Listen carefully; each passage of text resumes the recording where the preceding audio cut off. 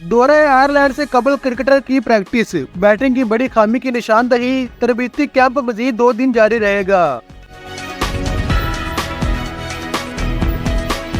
दौरे इंग्लैंड और आयरलैंड के लिए कौमी स्क्वाड ने लाहौर में भरपूर प्रैक्टिस की। क्रिकेटर कहते हैं कि कॉम्बिनेशन बन गया है, भारत समेत हर टीम को शिकस्त देकर वर्ल्ड कप जीतना है। कौमी क्रिकेट टीम की तैयारियों के लिए कजाफी स्टेडियम में लगाए गए 3 रोजा तरबीती कैंप में खिलाड़ियों ने 3 घंटे तक प्रैक्टिस की।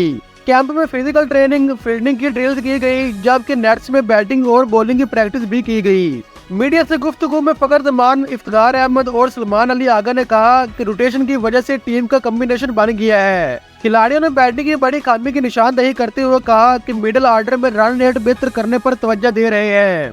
फास्ट बॉलर नसीम शाह, इमाद वसीम और इब्रार अहमद का कहना था कि पाकिस्तान की बॉलिंग अब काफी मजबूत हो गई है। भारत के खिलाफ मैच भी आम मैच की तरह खेलेंगे। कैंप के इब्तदाई रोज फास्ट बॉलर शाहीन शाह अफरीदी और आजम खान निजी मसरूफियत की वजह से शरीक नहीं हुए। कैंप मजीद 2 दिन जारी रहेगा और फिर 7 मई को कौमी स्क्वाड डबलिन आयरलैंड के लिए उड़ान भरेगा।